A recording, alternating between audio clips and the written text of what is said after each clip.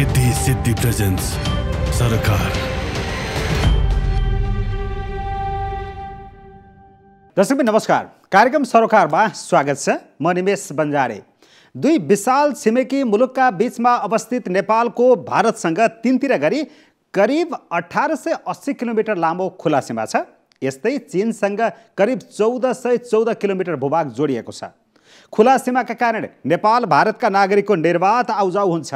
आर्थिक, सामाजिक, सांस्कृतिक र धार्मिक सम्बन्ध रहेको भारतसँग जनस्तरको सम्बन्धका बावजुद पनि सीमा विवाद भने निको नहुने घाउ जसरी बल्झिरहेको छ। कालापानी सुस्ता गरी नेपालका दर्जनौं ठाउँमा भारतले अतिक्रमण गरेको छ। जङ्गे र सहायक पिलर हराएका छन्। 10 गजामा भारतीय पक्षबाट मापदण्ड विपरीत संरचना बनाइएको छ। रातारात नेपाली बस्ती नै भारततिर परेका घटना दोहोरिरहन्छन्। तर पनि सीमामा नेपाली सुरक्षा निकायको उपस्थिति न्यून छ। सीमा समस्या समाधानमा भारतीय पक्षले चासो दिएको देखिँदैन। अर्को छिमेकी चीनले पनि नेपालको लिपुलेक क्षेत्र हुँदै मानसरोवर जाने सडक बनाउन भारतसँग सहमति गरेको छ, जुन नेपालको सार्वभौमिकता विपरीत छ। सरकारले सीमा सुरक्षाको जिम्मा सशस्त्र प्रहरीलाई दिएको छ, तर पर्याप्त जनशक्ति, संरचना र स्रोत साधनको अभाव छ। चुस्त सीमा सुरक्षा नहुँदा नेपालले कस्ता समस्या बेहोर्नु परिरहेको छ? बदलिँदो भूराजनीतिक परिवेशमा सीमा सुरक्षाको रणनीति कस्तो हुनुपर्छ? खुला सीमा व्यवस्थापनका विकल्प के हुन सक्छन्? आजको सरकार यही विषयमा केन्द्रित हुनेछ। र छलफलका लागि आज हामीसँग हुनुहुन्छ प्रतिनिधि सभा अन्तर्गतको अन्तर्राष्ट्रिय सम्बन्ध समितिका सदस्य दीपक प्रकाश भट्ट, नापी विभागका पूर्व महानिर्देशक पुण्य प्रसाद ओली र सशस्त्र प्रहरी बलका पूर्व अतिरिक्त महानिरीक्षक रविराज थापा।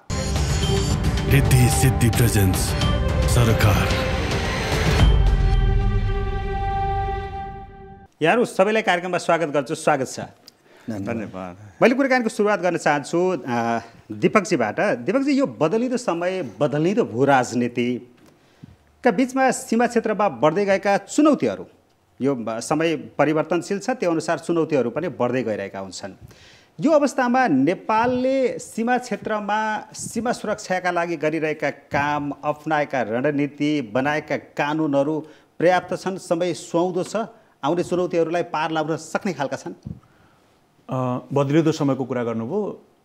आधुनिक राष्ट्र राज्य निर्माण हुने क्रममा हामी जहाँ पुगेका छौँ, बेला बेलामा सीमा राज्यको तर्फबाट राज्यले लिनुपर्ने दायित्व र त्यस क्षेत्रमा बस्ने बासिन्दा जसले सीमाको निगरानी गरेका छन् ठाउँ ठाउँमा, त्यो दुईटैको बिचमा कानुनले बाँधिनुपर्ने र राज्यले सीमा क्षेत्रको सुरक्षा गर्ने फौजको रूपमा कुनै बोर्डर सेक्युरिटी फोर्स डिप्लोय नगरेको अवस्थामा, यद्यपि नेपाली सेना जहिले रह्यो त्यसले राज्यको सीमा हिजो विस्तार गर्ने क्रममा होला, पछि सुरक्षा गर्ने क्रममा पहिलो त जिम्मेवारी उसको हो।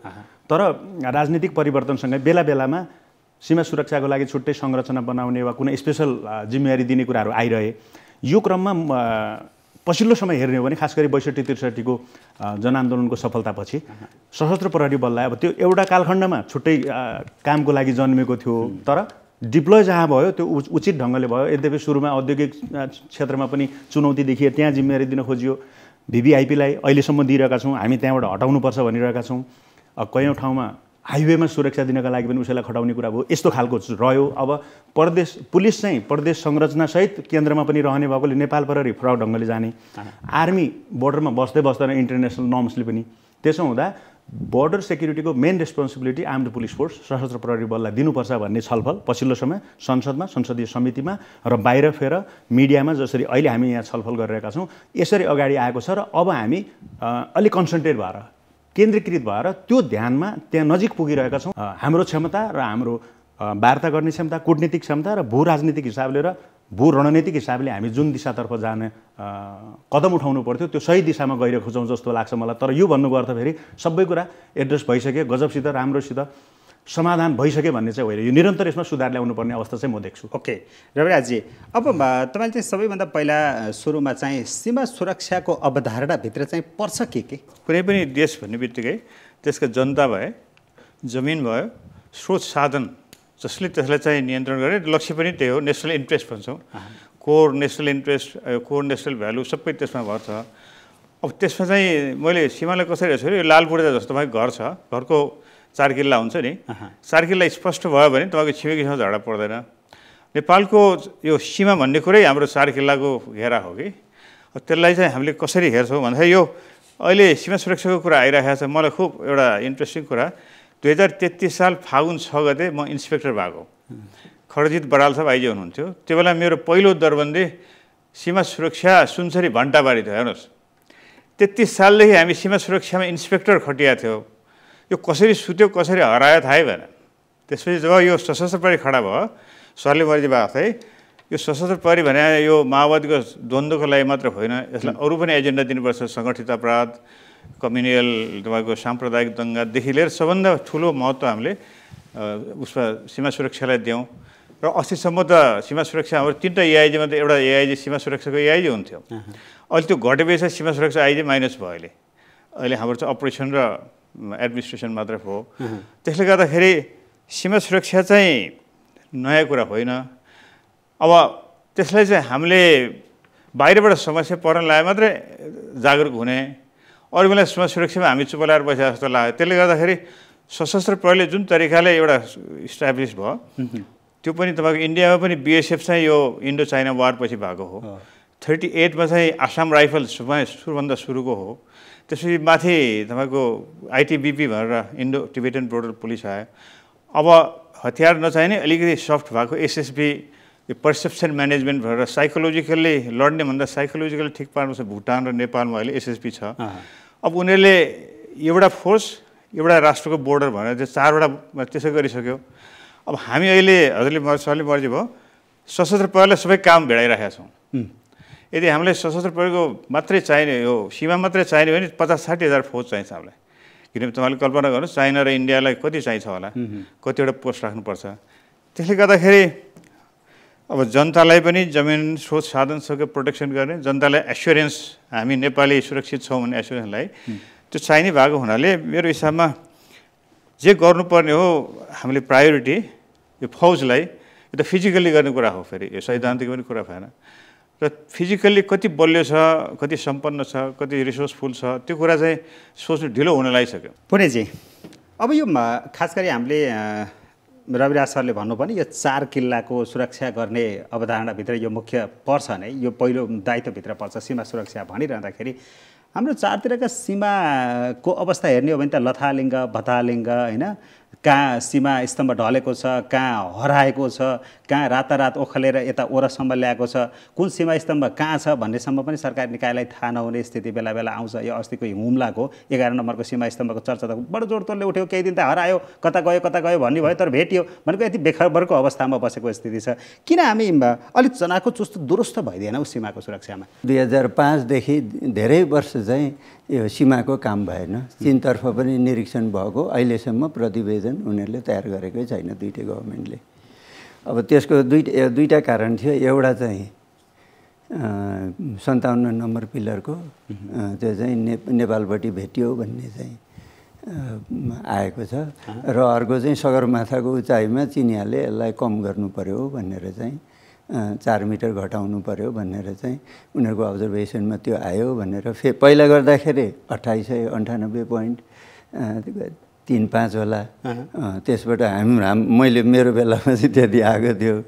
अब अहिले फेरि 4 मिटर घटाउनु भनेपछि अब यो चाहिँ 8848 मिटरबाट 48 मिटरबाट चाहिँ 4 घटाएर 44 बनाउने भन्ने जस्तो चिनिया पक्षबाट कुरा आएपछि अनि त्यसको चाहिँ नापेर उ गर्ने भन्ने नाप्न त नापिसक्यो। अब त्यसको रिजल्ट चाहिँ आउन बाँकी छ। तर त्यो गर्दाखेरि चिनियाहरूसँग कुरा हुँदाखेरि जोइन्टली गर्ने भनेको, तर जुन टाइममा हामीले नाप्यौँ त्यो बेला उनीहरू आइपुगेनन्, पछि अहिले गर्दैछन् क्यार। त्यसो भएपछि त्यसको चाहिँ त्यो आएपछि त्यसरी अड्किरहेको त्यो कारणले अड्किएको भनेर भन्छ। तर खास चाहिँ हाम्रो के भने संविधान बनाउने त्यो टाइमले गर्दाखेरि अड्किएको हो। त्यो संविधान बनाउने टाइम चाहिँ केही समय भयो होइन, त्योभन्दा अगाडिदेखि पनि त लथालिङ्गकै स्थिति रह्यो। त्यो भारततिर पनि त्यस्तै थियो। 8-9 वर्षपछि बल्ल बल्ल चाहिँ भारतसँग पनि कुरा भएको हो। त्यसरी चीनसँग पनि त्यही भएर चाहिँ कुरा भएको हो। त्यसो हुँदाखेरि त्यो निरीक्षण त टाइममा गरिरहेछ 10 वर्षमा चीनपट्टि। भारत वर्षेनी गर्ने हो, त्यो चाहिँ अब नियमित सुरु भइसकेको छ। हजुर, मैले यही प्रश्न चाहिँ दिपकजीलाई गर्छु ल। दिपकजी यो किन चुस्त दुरुस्त राख्न सकिएन सीमाहरूलाई? अब धेरै कुराहरूको लागि हाम्रो एउटा पेन्डोराज बक्स हामीले खोलिदिएका छौँ। राजनीतिक अस्थिरता 7 दशक लामो राजनीतिक अस्थिरता भन्यो एक हिसाबले त धेरै कुराको लागि त्यसलाई जिम्मेवारी दिन सकिन्छ।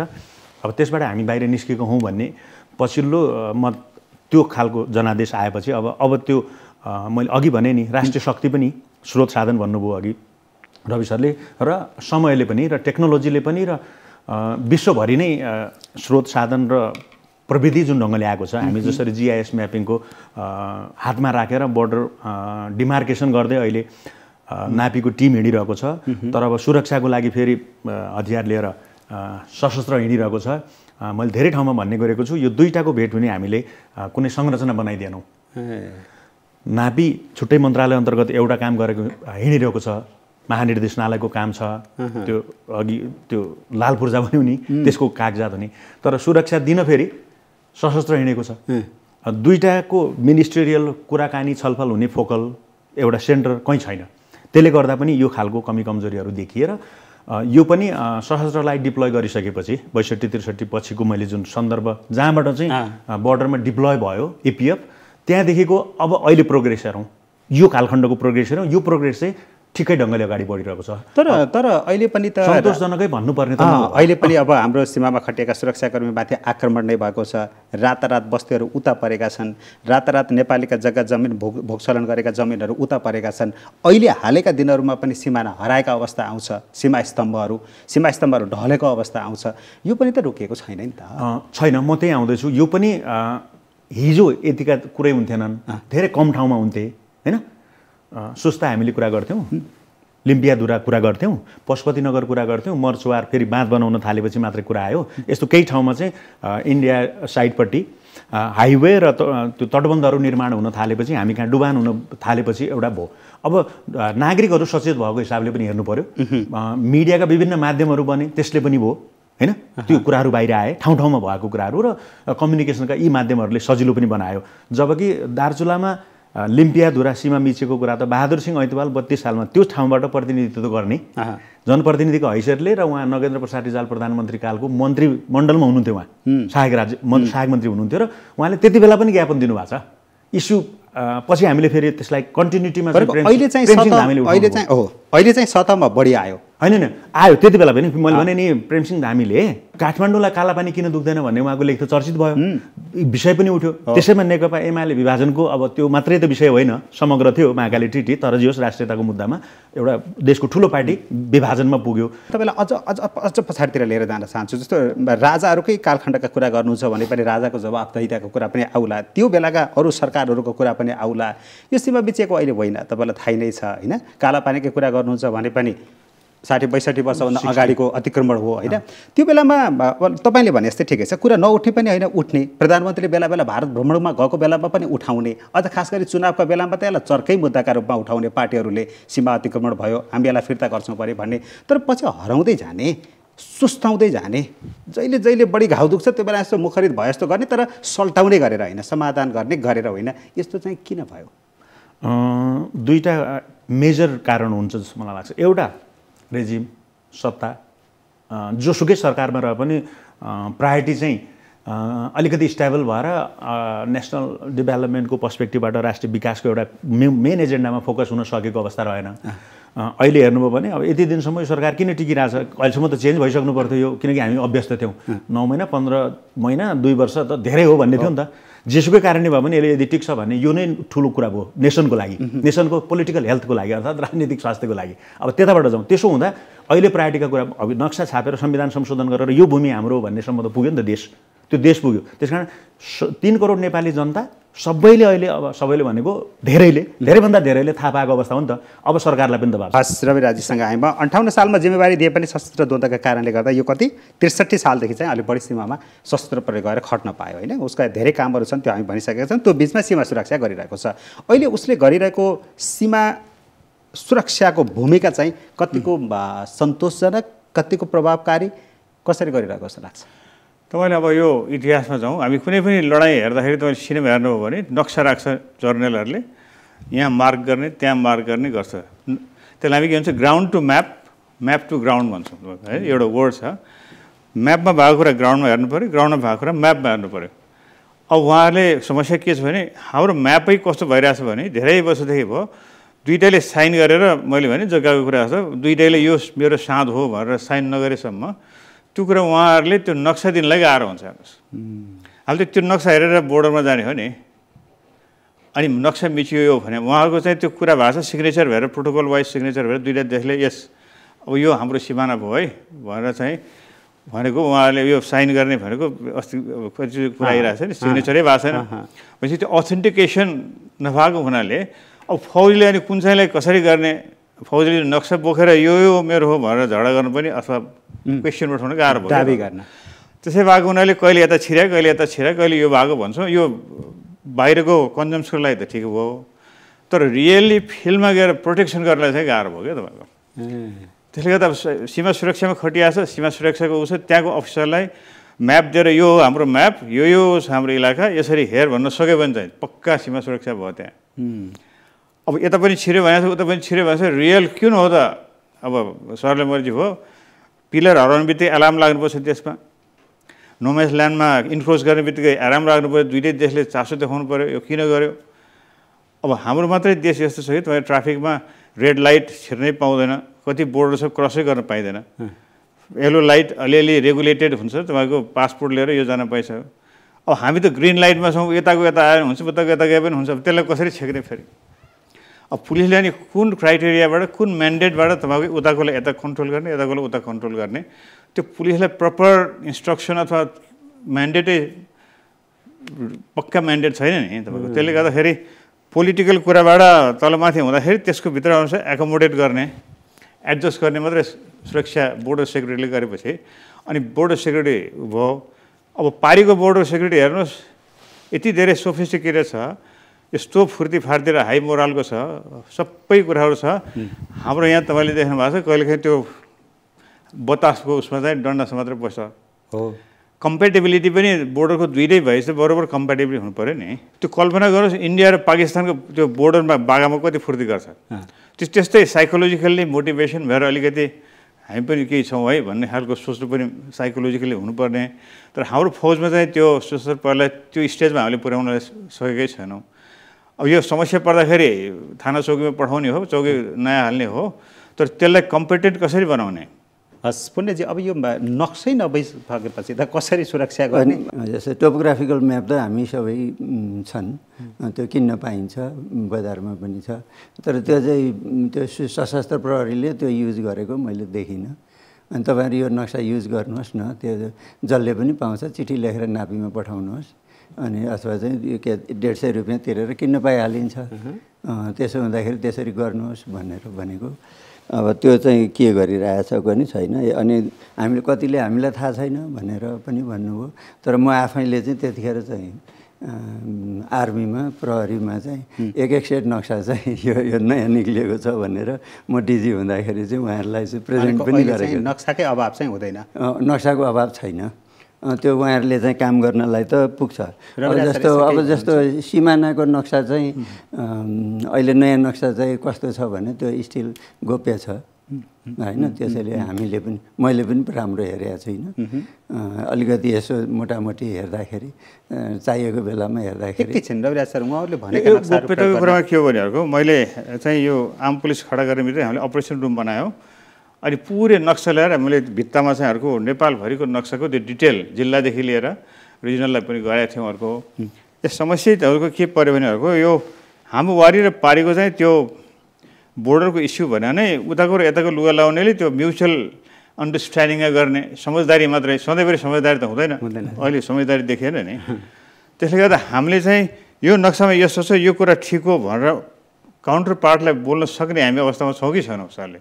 मेरो हिसाबमा त्यो कुरा हामी अवस्थामा छैनौँ त्यो नगरेसम्म हाम्रो फौजले चाहिँ उसँग कसरी कुरा गर्ने त्यसमा यस्तो होला सर थप एउटा कुरा भन्न मलाई बााउन्ड्री वर्किङ ग्रुपले एग्री भएको ठाउँमा चाहिँ टुङ्ग्याइदिने हो त्यो नटुङ्गिएको त फेरि त्यसको माथिल्लो तहको टेक्निकल अर्थात् डिप्लोमेटिक होइन नापीको डिजी लेभलमा चाहिँ स्ट्रिप म्याप साइन हुने भयो उहाँहरूले आफ्नो त्यो अब स्ट्रिप म्यापहरू साइन गर्दै गएको जो पोइन्टहरू दिएको छ जुन म्याप दिएको छ त्यो अनुसार पिलर र रेफरेन्स पिलरहरूलाई हराएको खोजेको भनौँ न यो भत्किएको सबै बनाउँदै जाने कामहरू गरिरहनु भएको थियो त्यो गर्ने क्रममा जहाँ समस्या देखियो त्योभन्दा माथि जाने हो नि त त्यो भनेको डिप्लोमेटिक लेभलमा अर्थात् विशेष गरी अहिले समस्या देखिएको कालापानी र सुस्तानेर आउँदाखेरि होइन स्ट्रिप म्यापमा त अरू ठाउँमा पनि केही समस्याहरू आएका छन् समस्या छन् बेलौरी पुनर्वास 8 सालदेखि इन्डियन सेक्युरिटी फोर्सेसहरू हाम्रो बोर्डरमा बस्यो 26 सालमा त्यसलाई त्यहाँबाट निकालेपछि मैले चाहिँ सुनेको चाहिँ अब केही समय हामी चाहिँ यहाँ बस्न पाऊँ भनेपछि अब त्यो सबै ठाउँबाट निकाल्दाखेरि त्यो केही समय उत्तरी बेल्टमा खटिएका पोस्टरको कुरा गर्दै हुनुहुन्छ उत्तरी बोल्ट अब तिनीहरू 26 सालमा सबै निक्लिए तर केही पोस्टहरू चाहिँ त्यो कालोपानी त होइन त अरू गुन्जीको यिनीहरूतिरको चाहिँ पोस्ट 2-4 दिन हामी रहन पाऊँ भने अब त्यहाँदेखि उनीहरू छोडेकै छैनन् त्यसो हुँदाखेरि त्यो 62 सालको कुरै होइन अब हामीले इन्भाइट गरेर 8 सालमा उनीहरूलाई बोलायौँ 26 सालमा जाऊ भनेपछि अब उहाँहरू निक्लिनु पर्यो त्यो सुरुको बेलामा त्यो पोस्ट त ठिकै छ बसोस् त्यहाँनिर तर हाम्रो राज्यले हाम्रो सरकारले त्यो क्षेत्रका नागरिकलाई चाहिँ अपनत्व किन दिन सकेन हामीले हाम्रो ओनरसिप हाम्रो अभिभावकत्व त उनीहरूलाई दिनुपर्ने थियो नि त त्यो सीमाको त सुरक्षा गरिरहनु पर्ने थियो नि त्यो बिचमा आएर बसेको भए पनि अब त्यो चाहिँ किन चुक्यौँ सर कसरी चुक्यो रिद्धि सिद्धि प्रेजेन्स सरकार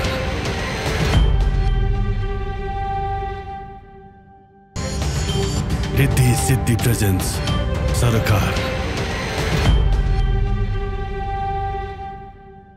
त्यो सुरुको बेलामा त्यो पोस्ट त ठिकै छ बसोस् त्यहाँनिर तर हाम्रो राज्यले हाम्रो सरकारले त्यो क्षेत्रका नागरिकलाई चाहिँ अपनत्व किन दिन सकेन हामीले हाम्रो ओनरसिप हाम्रो अभिभावकत्व त उनीहरूलाई दिनुपर्ने थियो नि त त्यो सीमाको त सुरक्षा गरिरहनु पर्ने थियो नि त्यो बिचमा आएर बसेको भए पनि अब त्यो चाहिँ किन चुक्यौँ सर कसरी चुक्यो मेरो आफ्नै अनुभव के रह्यो छाङ्ग्रोमा 2055 साल जेठ 23 गते पुग्दा त्यहाँ राति त्यहाँको बहुसङ्ख्यक महिलाहरू हुनुहुन्थ्यो 80 देखि 90% पुरुषहरू व्यापारको लागि कि चीनतिर कि इन्डियातिर कि नेपालमै जहाँ भए पनि ट्राई जङ्सन भएकोले त्यो थियो उहाँहरूको भनाइ के थियो भने राज्यले हामीलाई हेर्नु पर्यो ती पारी बस्ने पनि गुन्जी नाबी बस्ने पनि हामीहरूकै दाजुभाइ हुन् हामी एउटै हौँ खेतबारी पारी छ हाम्रो कयौँको तिरो यहाँ तिरेको सबै हामीसितै प्रमाण छ किनकि दुईवटा भाइमध्ये एउटा पारी बस्यो यो त इन्डियाले त यहाँ रासन कार्ड आदि इत्यादि सुविधाहरू दिएर उनीहरूलाई सेड्युल ट्राइबमा राखेर अपलिफ्ट गरिरहेछ तर हाम्रो यहाँ महँगाई हेर्नुहोस् राज्य सदरमुकामबाट 3 दिन लगाएर हिँडेर मुस्किलले पुगिन्छ यो सबै कुराहरू थियो र आज अब प्लस नै भन्नु पर्यो आज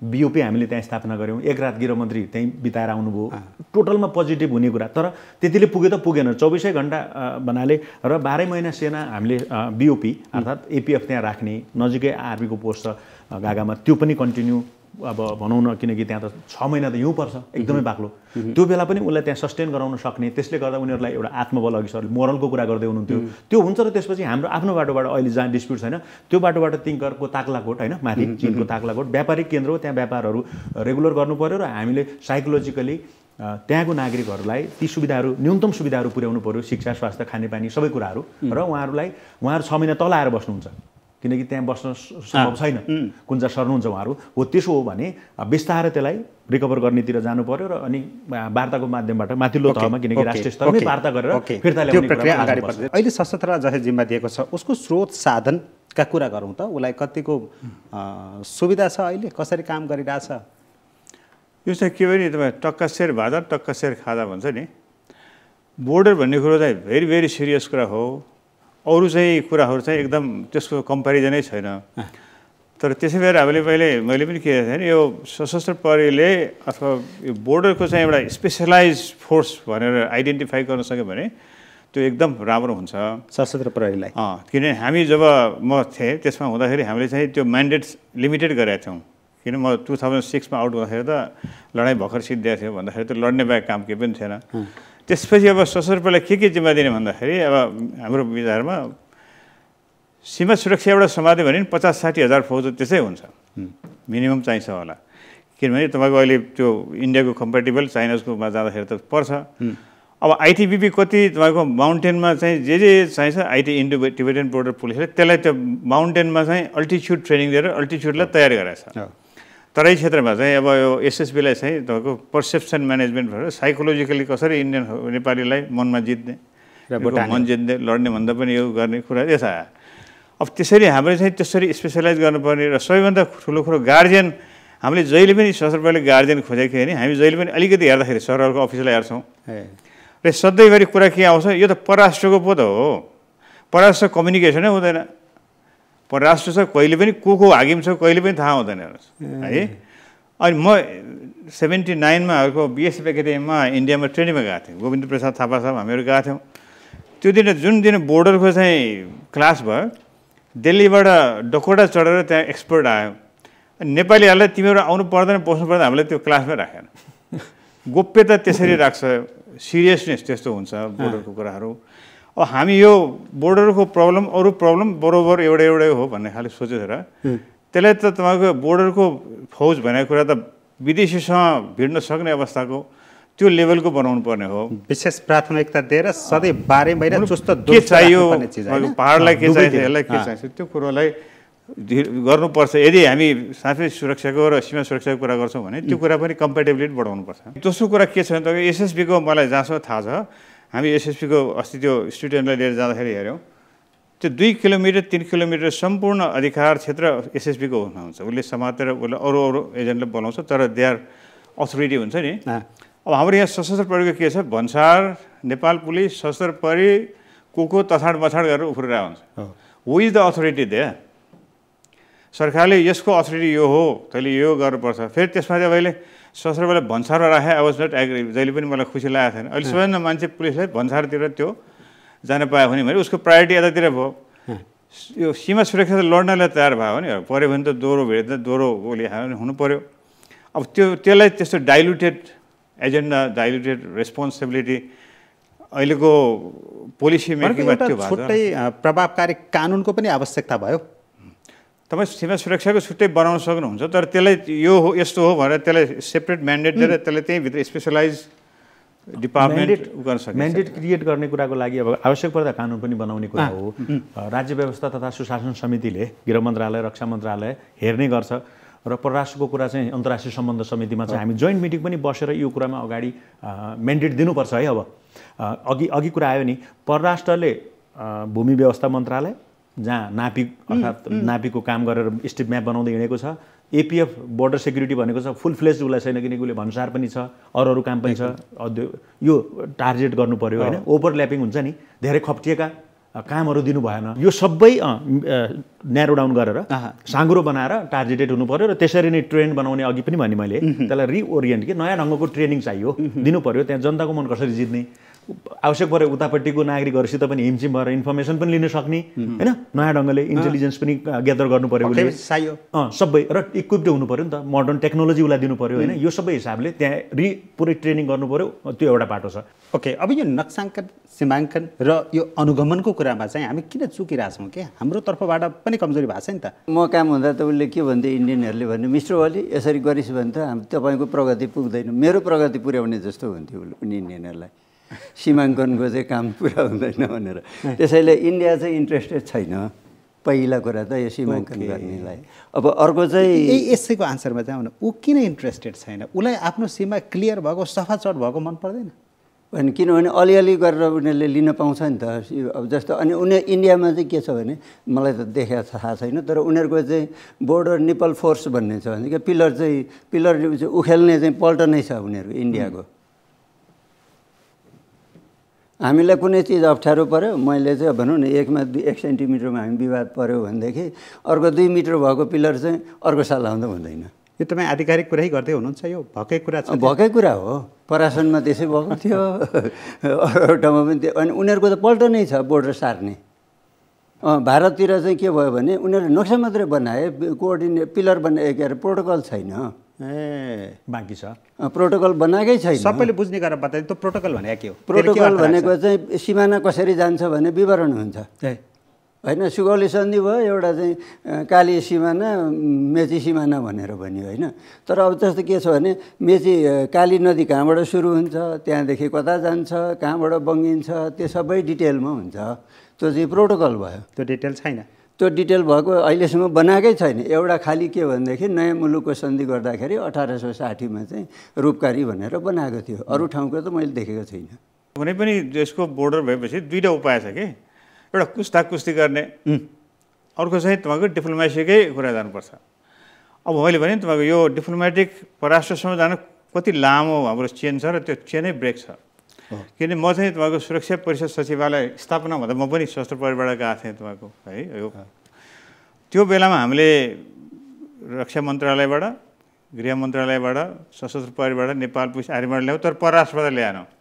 यो परराष्ट्रको भ्यालु कति छ भन्ने अहिले पनि हामीले बुझेनौँ नि। परराष्ट्रको त्यो त होल बोर्डर र नेसनल सेक्युरिटीमा त परराष्ट्रको यति ठुलो रोल छ। एक लाइनमा थपिहालौँ, अहिले परराष्ट्र नीति पुनरावलोकन भएर नयाँ ड्राफ्ट हुँदैछ नि, फाइनल स्टेजमा छ, त्यहाँ पनि यो उल्लेख भएको देखिँदैन कि अझै पनि कमी छ, किनकि त्यहाँ वाइडर डिस्कसन भएन, पर्याप्त छलफल भएन स्टेक होल्डरहरूका बिचमा, र त्यो फेरि पनि ल्याकिङ देखिरहेको छ। अनि मेरो सरकार भारतले ढाल्दिन थाल्यो, प्रधानमन्त्रीज्यूले भन्नुहुन्छ अब एकाएक चाहिँदै नचाहिएको कुरा अहिले राम नेपालमै जन्मेका हुन् भनेर उता तरङ्ग ल्याइदिनुहुन्छ। हामीले पनि अलि बुद्धि पुऱ्याउँदैनौँ कि के हुन्छ? यी कुराहरू भित्री हुनु पर्थ्यो यदि हो भने पनि, किनकि त्यति बेला त पार्टीको थाई कमिटीको बैठक चलिरहेको थियो नि, त्यो कमिटीमै हुनु पर्थ्यो, किनकि पब्लिक प्रोग्राममा त्यो भनिरहनुको मैले अघि भने नि 15 महिना भयो सरकार किन परिवर्तन भएन भनेर त्यो एउटा जेनरल साइकी क्रिएट गर्न यदि पोलिटिक्समा खोजिन्छ भने फेरि पनि अस्थिरताको खेती र त्यो कुराहरू होला, त्यो चाहिँ मिनिमाइज गर्दै जानुपर्छ। केही अन्तर्विरोधहरू आउन सक्छन् होइन, सत्ता शक्ति सङ्घर्ष त्यहाँ चल्न सक्छ सत्तासीन पार्टीभित्र, तर त्यो चलेको पनि त्यो इन्टरनली त्यस्ता सिरियस कुरामा र सेन्सिटिभ कुरामा संवेदनशील विषयमा आन्तरिक छलफल र आन्तरिक प्रक्रियाबाट टुङ्ग्याउनु पर्थ्यो, त्यो बाहिर आउनु हुन्न थियो भन्ने मेरो बुझाइ। दीपकजीको बुझाइमा चाहिँ एउटा छुट्टै सुरक्षा निकाय चाहिन्छ सीमा सुरक्षाका लागि, एउटा छुट्टै प्रभावकारी कानुन चाहिन्छ जस्तो लाग्छ कि लाग्दैन? छोटकरीमा कानुन र संरचना चाहिन्छ। एपिएफ त्यसको लागि उपयुक्त हो, किनकि यो सङ्घमा रहने संरचना हो। अघि पुलिसको कुरा गरिहाल्यौँ, आर्मी लास्ट रेसोर्ट सुरक्षाको लागि हो नै, राष्ट्रिय सुरक्षाको दृष्टिकोणले, तर ऊ बोर्डरमा डिप्लोय हुँदैन। बोर्डरमा डिप्लोय हुने आवश्यक छ कि छैन? एकदम छ, एकदम छ। छुट्टै चाहिन्छ? छुट्टै भनेको 1-2वटामा जाउँ। हाम्रो राष्ट्रिय क्षमताले 50,000 देखि 60,000को वा 50,000को सशस्त्र फुल्ली त्यही काममा मात्रै लगाउन सक्ने हो कि होइन अझै सोचौँ। त्यसमा त्यहाँ त्यो निष्कर्षमा पुग्नु हुँदैन, किनकि केही मेन्डेट दिनुपर्छ। तर नेताहरूको अगुवापछ हुनेदेखि लिएर, बोर्डरदेखि लिएर, राजस्व उठाउनेदेखि लिएर भन्सार, यो तमाम काममा चाहिँ अल्झ्याउनु चाहिँ हुँदैन। त्यहाँ सार्प गरेर लैजानुपर्छ, 1 वा 2 पर्टिकुलर मेन्डेट, अनि एउटा मात्रै नहोला, बोर्डर सेक्युरिटी फोर्स मात्रै एपिएफ होइन, यो अरू पनि मेन्डेट उसलाई दिन सकिन्छ। तर यस्ता जहाँबाट उसमा गलत प्रवृत्तिहरू हाबी हुन्छन् त्यस्ता कुराहरूलाई चेक गर्नु जरुरी छ। रविराजी, अब यो हामी यो दुईवटा देशहरू छिमेकी देशलाई हेर्दा यी विशाल देश छन्, शक्तिशाली देश छन्, यिनैलाई दुईतिर हेर्दाखेरि हामी साह्रै सानो पनि देखिन्छौँ होइन, तर संसारका अरू देशहरू हेर्ने हो भने हामी सानो चाहिँ होइन, मध्यम स्तरको देश हो।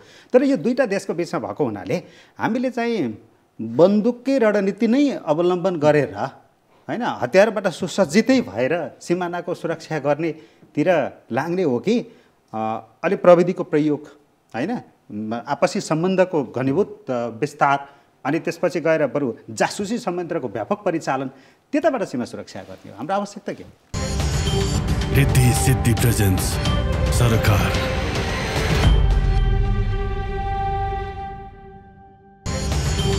रिद्धि सिद्धि प्रेजेन्स सरकार।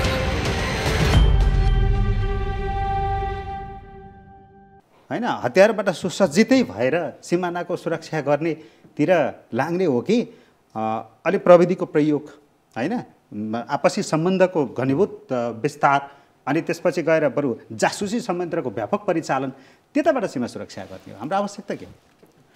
होइन, यसमा तपाईँको अहिले बन्दुकको पनि कुराको जरुरत छैन, किनभने हामीले मैले पारीको मान्छेसँग हेरेको छु, उनीहरूमा पनि त्यस्तो एग्रेसिभनेस र यो लडेर कन्फ्रन्ट्रेसन गर्ने अथवा त्यसको लागि जमिन थपिदिने खालको सोचाइ छैन त्यहाँ पनि। हामी नै अवेरनेस भएको छैनौँ। हामीले हाम्रो मान्छेलाई अलिक त्यो बोर्डरको मान्छेलाई अलिकति एडुकेट गर्ने, यो गर्ने, हाम्रो पोलिसी मेकिङ लेभलको मान्छेले बोर्डरको एडुकेसनै पुगेको छ। हामी अहिले यो कुरा गर्दाखेरि एकदम सिरियसली बोर्डर बाहेक संसारमा के पनि छन् भन्छौँ, बाहिर गएपछि यो कामै पनि रहँदैन। सशस्त्र प्रहरीलाई जिम्मा दिएको छ, सशस्त्र प्रहरीले आफूलाई इक्विप्ड गराउने कसरी? इक्विप त सरकारले गराउने हो, अथवा सरकारले उसलाई गराउने कसरी? अब यो पुलिसको पनि एउटा एम्बिसियस सशस्त्र प्रहरीको नि अहिले हेर्दाखेरि जबै कुरा मैले गर्नु खोज्छु भन्छ, त्यो पनि उसको एउटा मिस्टेक हो। अलिकति उसले फोकस न्यारो डाउन गर्नुपर्छ। तर न्यारो डाउन गर्दाखेरि तपाईँको यो सुरक्षा, सीमा सुरक्षा पनि एक्सपेन्सिभ बिजनेस हो क्या तपाईँको। अब तपाईँको उता राख्नु पऱ्यो, बोर्डरमा राख्नु पऱ्यो, अहिले सरले मर्जी भयो 6 महिना चाहिँ तपाईँको हिउँ परेर तल झर्नु पऱ्यो भने त्यो त प्रिजर्भ गरेर राख्नु पऱ्यो नि त्यसलाई, पछि जाँदाखेरि जस्ताको तस्तो हुनु पऱ्यो। त्यो तपाईँको कारगिल लडाइँ त्यसै गरी भएको हो। अथवा जान नपर्ने गरेर 12 मास त्यहीँ पनि बस्नु पर्यो। त्यसै त सम्भव नहोला, त्यहीँ बस्नु पर्यो नि त। सम्भव नहोला। तर व्यावहारिक रूपमा चाहिँ के चाहिन्छ त्यसको निड एसेसमेन्ट गर्ने अनि सरकारले त्यो गराउन लाउने। हामीले चाहिँ ओपन बोर्डर भएको हुनाले म्यानेज गर्दाखेरि तपाईँको सुरक्षित हात हतियार भने धेरै एकदम भेग कुरा भयो। तोप हाल्ने कि चाहियो भन्नुहोस्। पर्सनल सेक्युरिटीलाई चाहिने मात्रै पर्याप्त भएर ब्यारेक बस्ने सिस्टम, सवारी साधन, त्यसको लागि फ्युल, यस्तो बियर मिनिमम मात्रै दिन सक्यो भने धेरै ठुलो कुरो हो। सानो इन्टरभेन्सन है, सानो एउटा हामीले ओपन बोर्डर भन्छौँ नि। एक नेपाल मध्यम साइजको पपुलेसन र जियोग्राफी दुइटैले एउटा कन्ट्री हो। अर्को कुरा नेपाल भारतको सीमामा तपाईँले पनि भन्नुभयो, हामी सबैले भन्यौँ कि 2.5-3 किलोमिटरको रेन्जमा एसएसबीको बोर्डर आउट पोस्ट छ। बिओपी 2.5 किलोमिटरको भिजिलेन्स राख्नेलाई हामी ओपन बोर्डर भनिरहेछौँ। Is it open? अब यो सेमी रेगुलेटेड भइसक्यो, उताको तर्फबाट रेगुलेटेड जस्तै भइसक्यो। अब हामीले कतै हाम्रो क्षमता विकास गऱ्यौँ, यो हामीतिर रह्यो, इट्स अप टु अस भन्नु पऱ्यो नि। त्यस कारण हामीले पनि एट पार एटलिस्ट जतिमा उनीहरूले राखेको छ त्यतिमा दुवैतिर बोर्डरमा, अन्तर्राष्ट्रिय बोर्डरमा हामीले त्यो डिप्लोय गर्नु पर्यो। त्यहाँ पुग्नै पर्छ। अब हामी त्यहाँ पुगेपछि बल्ल अब त्यो ओपन मुभमेन्टको लागि राख्ने हो। तर केही न केही त डकुमेन्टेसन जानुपर्ने होला नि त, किनकि बङ्गलादेशी, श्रीलङ्कन वा हाम्रो जस्तै अनुहार भएको कोही भारतीय वा नेपाली को आइरहेको छ, को गइरहेको छ त हामीलाई थाहा हुँदैन नि त। इन्टेलिजेन्स त्यसो हो भने त्यो अर्को स्टेजमा जान्छौँ हामी, र मुभमेन्ट अफ द पिपललाई पनि हामी अलिकति हेर्छौँ। हेरेपछि अनि जे भनिन्छ नि यहाँबाट यो यस्तो घुसपैठ भयो, यो भयो, सीमा सुरक्षाको, अरू नेसनल सेक्युरिटीको, उनीहरूले आफ्ना राख्ने डिमान्डहरू र सेक्युरिटीको सेन्सिटिभिटीलाई पनि हामी ध्यान दिन सक्छौँ। त्यो एङ्गलबाट अब हामी स्टेप अगाडि बढ्नै पर्छ। बोर्डरलाई हामीले हतियार हेर्छौँ। बोर्डरमा इन्टेलिजेन्स सबभन्दा महत्त्वपूर्ण कुरा हो। मैले अघि नै उठाएको कुरा त्यही थियो। यो इन्टेलिजेन्स हाम्रो मेकानिजमलाई कसरी बलियो पार्ने भन्ने खालको कुरामा एगेन फेरि अर्को इस्यु आयो। परराष्ट्र जस्तै हाम्रो इन्टेलिजेन्स डिपार्टमेन्ट पनि बोर्डर इन्टेलिजेन्सको लागि चाहिँ कसरी अथवा हाम्रैमा इन्टेलिजेन्स डेभलप गर्ने त्यो कुरा पनि हाल्न सकेन भने हतियार मात्रै बोकेर चाहिँ फेरि हुँदैन। जस्तो के छ भनेदेखि यो इन्डियाको जस्तो 2 किलोमिटरमा 1 बटालियन राखेर साध्य हुँदैन। करिब हामीले चाहिँ के मेबी 10 किलोमिटरमा पारमा जाँदा 10 किलोमिटरमा 1 बटालियन हामी राखौँला। तर त्योभन्दा पनि हामी इलेक्ट्रोनिक सर्भिलेन्स हुनु पऱ्यो बोर्डरमा। अब यो त्यो पुरानो कुरा छोडिदिउँ र अब पछि गएपछि अर्कै सिचुएसन आउँछ। यो बर्लिन वाल भत्किए जस्तो इन्डियाको त्यत्रो लाखौँपल्ट हाम्रो बोर्डरमा चाहिँ आवश्यक छैन। हामीले चाहिँ उनीहरूलाई घटाउँदै जाऊ भन्नुपर्छ। उत्तरी सिमानाहरू पनि टन्नै छ, हाम्रो उपस्थिति नभएको, सुरक्षा निकायहरू पुग्न नसकेको, सदरमुकामबाटै हेरिरहेको छ बढी। त्यस्ता ठाउँहरू अहिले पनि हाम्रो कुनै समस्या छैन भन्दैमा हामीले कुनै पनि त्यताको निगरानी रेखदेख नगरिरहन बसिरहनु पर्ने स्थिति हो कि सबैतिर चनाखो हुनुपर्छ? त्यो त धेरै चनाखो हुनुपर्ने हो। अब हामीले यो बोर्डरको कल्पना गर्दाखेरि चाहिँ बोर्डरमा त्यो पर्खाल लाउने, बोर्डरमा मान्छे उभिएपछि चाहिँ सुरक्षित भन्छु हेर्नुहोस्। म चाहिँ कोही भन्छु भन्दाखेरि अहिले सेङ्गेन युरोपियन युनियनले बोर्डर सबै झिक्यो, कसरी बोर्डर कन्ट्रोल गरिरहेको छ। तपाईँको प्रत्येक नेपालीलाई के भन्नु पऱ्यो भने तपाईँको त्यो पैसालाई नागरिकता र आइडेन्टिटी कार्डभरि स्ट्रिक्टली समात्न सक्नुभयो भने त त्यसै कन्ट्रोल हुन्छ नि। हामी यहाँ नागरिकतादेखि हरेक कुरामा चाहिँ विदेशीलाई पनि जे पनि दिइरहेका छौँ। म श्रीलङ्कामा हुँदाखेरि तपाईँको श्रीलङ्का र पाकिस्तानमा सबैभन्दा बलियो कन्ट्रोल चाहिँ नि आइडी कार्डबाट, हरेक कुरामा आइडी कार्ड चाहिन्छ। अहिले इन्डिया पनि आइडी कार्ड छ। त्यो नेसनल पर्सनल आइडेन्टिटी कार्डले मान्छे कन्ट्रोल हुन्छ। त्यो बोर्डरमा चाहिँ पर्खाल लाएर मान्छे कन्ट्रोल हुँदैन। त्यही कुरा आउँदैछ। त्यहाँ चाहिँ हामीले 8 देखि 15 बिओपीजहरू बढाउने भन्यौँ होइन, डबल गर्ने। यो अहिले अगाडि बढिरहेको छ र जहाँ बस्तीहरू छ अब त्यो खालको र खास गरी भन्ज्याङहरू, पासहरू छ होइन, व्यापार हुने केन्द्रहरू छ, त्यो ताप्लेजुङदेखि दार्चुलासम्म त्यो चाहिँ हामीले डेभलप गर्नै पर्छ र त्यहाँ बिओपीजहरूलाई व्यवस्थित गरेर अब 6 महिना मात्रै वा कस्तो खालको त्यहाँको एकदमै अब प्राकृतिक भनौँ न मौसमको कारणले प्रतिकूलता कति छ त्यो अनुसारको ट्रेनिङ पनि दिनु पर्यो। फेरि इक्विप्ड गर्ने कुरा गऱ्यौँ नि, सोफिस्टिकेटेड ढङ्गले उनीहरूलाई दिनु पनि पर्यो। 24 भनौँ न 12 महिना त्यहाँ रहने गरी हामीले आजको भोलि नसकौँला तर 5 वर्षपछि सकौँला भनेर स्टेपहरू चाल्नु पर्यो। त्यो गर्दै जानुपर्छ र सीमा विवाद मेजर कुरा छैन त्यहाँ होइन। कहीँनिर यस्तो प्लस पोइन्टहरू आयो होइन, तर त्यो चाहिँ आफै डिफ्युज भइरहेछ होइन। हेर्दै जाउँ त्यसलाई त होइन। त्यो सुरक्षा एउटा अति जरुरी कुराहरू। अब मैले देखेको कुरामा 1988मा इमिग्रेसन पहिला पुलिसमा थियो, म चिफ इमिग्रेसन अफिसर त्यहाँ हेर्नुहोस् है। त्यो बेला अफगानीहरूलाई UNHCRले to whom it may concern भनेर न भिसा न पेपर न के डकुमेन्टेसन यहाँ चाहिँ तपाईँको रेफ्युजी बनाएर राखेको थियो। अहिले भर्खर रोहिङ्गा आयो होइन। अब यस्तो कति मान्छेहरू इलिगल्ली यहाँ पसिरहेका छन्, वी डोन्ट नो होइन। अब यो भित्र छिरेको मान्छेलाई पनि त बोर्डरै हो नि, यो त देशभित्र आउनु नदिनु त सकेसम्म त्यहाँ छेक्ने हो, छिरिसकेलाई फेरि समातेर फ्लस आउट नै गर्ने हो नि। कल्पना गर्नुहोस् अहिले हामी समुद्र भइदिए भए यहाँ कति मान्छेको हुन्थ्यो होला। अब यो रोहिङ्गालाई के गर्छ, विदेशले पैसा दिन्छ, त्यो देशको certificate $300-400 per month, it's a good income. यहाँबाट यहाँ 15,000 रुपियाँले जागिर खानु पाएको छ हाम्रो केटाहरूले। यो कुरा पनि सीमासँग रिलेटेड कुरा हो क्या तपाईँको। सीमा भने बोर्डरमा त्यो इन्डिया नेपाल चाइना नेपाल मात्रै होइन, सीमा भने त बोर्डर मात्रै सीमा होइन। Who is going to do it? इमिग्रेसनको इफिसियन्सी चाहियो। आतंकवादी गतिविधिहरू छन्, मानव बेचबिखनका कुराहरू छन्, तस्करीका कुराहरू छन्, अवैध आगमनका कुराहरू छन्। बोर्डर साइडमा इन्डियाले दोस्लाउँछ, मद्रासा बढ्यो भन्छ।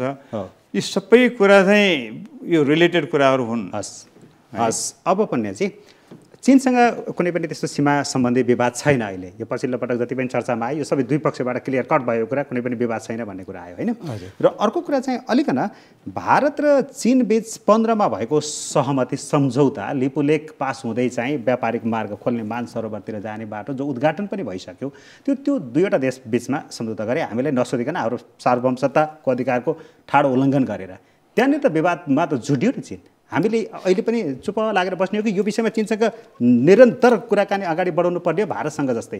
तपाईँले त्यसलाई क्यान्सल गर्न लिनुहोस् भनेर मैले चाहिँ के भने, म चाहिँ बोर्डरको चाहिँ चाइना बोर्डरको त्यो इन्सपेक्सनमा चाहिँ काम गर्दाखेरि हामीले चाहिँ फाइनल कन्क्लुजनमा चाहिँ के गरेको थियो भने, यो जुन पश्चिम हददेखि पश्चिमपट्टि भारतसँग हाम्रो जे सिमाना कायम हुन्छ त्यहाँसम्म चाहिँ पानी डलो कायम हुने भनेर चाहिँ कुरा गरेको थियो। हामी लम्पियाधुराकै कुरा गरेको हो चिनियासँग पनि। र त्यो सानो एउटा चाहिँ कागज लेखेर राखेको पनि हो परराष्ट्रमा पनि, र उसले पनि राखेको थियो। तर त्यसपछि अब अस्ति हामीले फेरि एउटा रिपोर्ट बनाउने बेला त्यो चिट ल्याउ त भन्दाखेरि परराष्ट्रमा हामीले पाउन सकेन। अब चिनसँग माग्ने कुरा पनि भएन, किनभने तर त्यो बेला पनि कुरा उठाएको थियो। म डिजी हुँदाखेरि यो विषयमा के गर्ने भनेर मलाई सोधेको थियो 51-52तिर। अब त्यसमा चाहिँ हामी इन्डियासँग कुरा बोर्डर नेगोसिएसन भइरहेछ, अन्त्यसम्ममा यो तपाईँहरूलाई हामी खबर गर्छौँ, त्यो बेलासम्म यसमा चाहिँ कारवाही नगरिदिनुहोस् भनेर पनि भनेको हो। तर प्रतिक्रिया केही आएको छैन, रेस्पोन्स होइन। हामीले पछि गएर जुन यो 60देखि चाहिँ अलि नेग्लेक्ट नै गरेको हाम्रो साइडबाटै।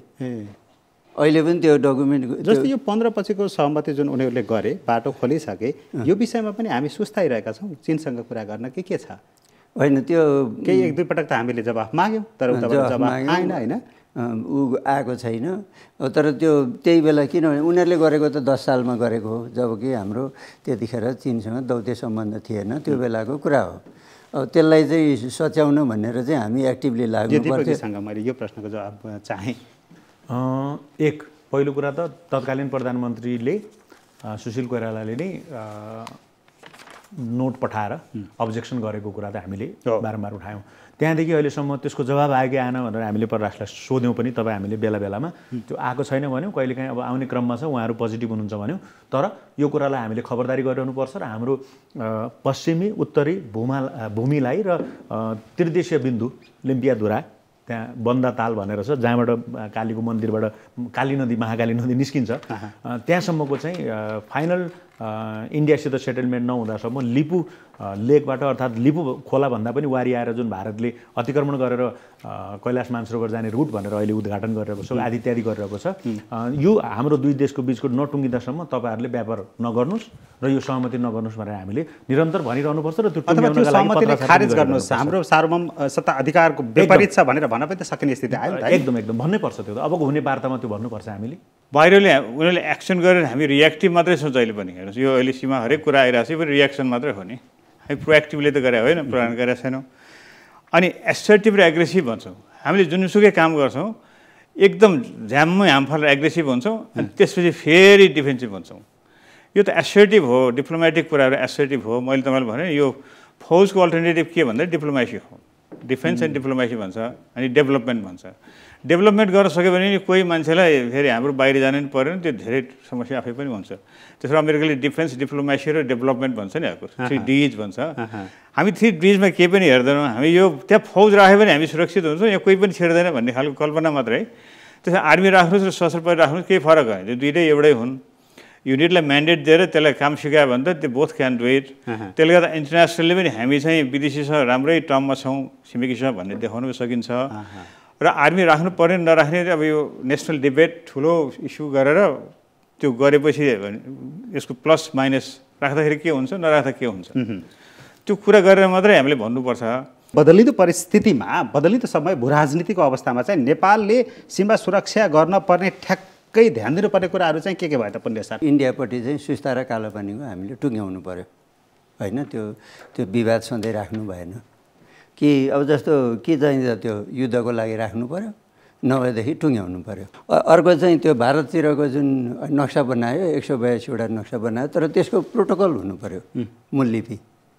पिलर यसरी यहाँ सिमाना यसरी जान्छ, यसको यो के अरे पिलर यहाँ छ, यसको लाटिचुड लङ्गिचुड यो छ भन्ने एउटा किताब हुनु पर्यो। त्यो चाहिँ यो सशस्त्र प्रहरीले पनि बोकोस्, सबैले बोकोस्। सिमानामा धेरै सुरक्षाकर्मी भयो, त्यहाँको जनतालाई दुःख भयो, त्यहाँको जनतालाई चाहिँ धेरै दुःख भयो क्या। उनीहरूले चाहिँ साइकलमा केही लिएर आयो भने पैसा माग्छ, नभएदेखि जानै दिँदैन। यस्तो दुनियाँभरको कुरा भइरहेछ। त्यसो हुँदाखेरि यो धेरै सुरक्षा पल्टनमा हाम्रो बोर्डरमा किन राख्ने उनीहरूले? अब त्यो किन आइडेन्टिफिकेसन इन्डियाले पहिला त के भने उनीहरूले चाहिँ आइडेन्टिफिकेसन हामी दिन सक्दैनौँ त्यसो भनेर भने, अब त इन्डियाले पनि करिब गरिसक्यो। हामीले त नागरिकता दिएको छ, त जम्मै मान्छेलाई चाहिँ हेर्दा भइगयो। चीनतर्फको कुरा चाहिँ त्यो के भने त्यो नक्सा चाहिँ साह्रै सानो छ, 50,000 स्केलमा होइन। जस्तो चाहिँ हामी अहिले ओपनली यहाँ नाभिभागमा बेचिरहेछ त्यस्तै नक्सा हुन्। अब त्यसो हुँदाखेरि कुनै जहाँ चाहिँ ज्यादा बस्ती बसिसक्यो त्यो ठाउँमा चाहिँ अलिकति डिटेलमा नक्सा गर्नु पर्यो। काला पनि यो को चाहिँ कुरा टुङ्ग्यो भनेदेखि चाहिँ चीनसँग चाहिँ फेरि बोर्डर चाहिँ थप एरियाको सन्धि सम्झौता गर्नुपर्छ। जस्तो सुस्तामा पनि के भइरहेछ भने हामीले चाहिँ सुस्ता गाउँ पञ्चायत भनेर पहिला नाप नक्सा गरेको, खोलाले बगायो अनि फेरि खोलाले छोड्यो, अरू त्यो एउटा वडा चाहिँ बाँकी रहेको छ, त्यहाँ चाहिँ नेपालीहरूले कब्जा गरेको छ, अरू इन्डियनहरू आएर बसेको छ, बिएसएफ त्यो उनीहरूको सेक्युरिटी फोर्स गरेको छ। यसमा चाहिँ सरकारले के गरिदिनु पऱ्यो भनेदेखि उनीहरूलाई त्यहाँबाट तिमीहरू पल्टन हटाऊ भन्नु पऱ्यो। नेपालको authoritative apex body focal point को हो त यो परराष्ट्र सीमाको कुरा गर्ने भन्दाखेरि त्यो एक्टिभ हुनु पऱ्यो, त्यो भिजिबल हुनु पऱ्यो। हामी तल धेरै कुरा गर्छौँ अनि माथि साँच्चीकै को हो भन्दाखेरि अहिले घुमिफिरी आउँछ परराष्ट्र त्यही लेभलमा कुरा गर्नु पऱ्यो है। त्यसले गर्दाखेरि ओभरसाइट बडी चाहिँ एक्टिभ हुनु पऱ्यो, ओभरसाइट बडीले एक्टिभ रोल खेल्नु पऱ्यो। त्यो एक्टरले भन्दा पनि ओभरसाइटहरू बलियो पार्नु पऱ्यो पुलिसले गर्दै। दिपकजी मैले तपाईँलाई अलिक फरक प्रश्न गर्न चाहेँ।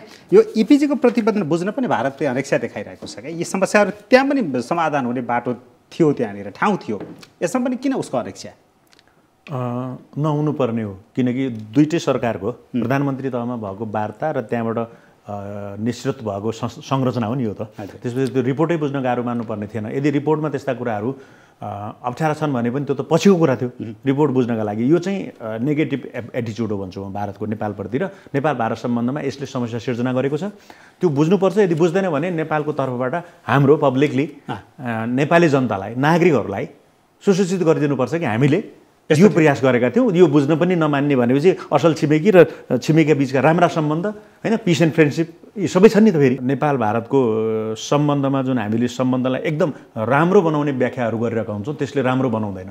त्यो बनाउनेतर्फ वार्ता कुराकानी टुङ्ग्याउँदै जाने जटिल विषय छ भने अलिकति पर गएर टुङ्गेला, तर सरल गर्दै जानुपर्छ, गाँठो पारिराख्नु हुँदैन। हस्, धन्यवाद चाहिँ तिनैजनालाई धेरै धन्यवाद। Thank you.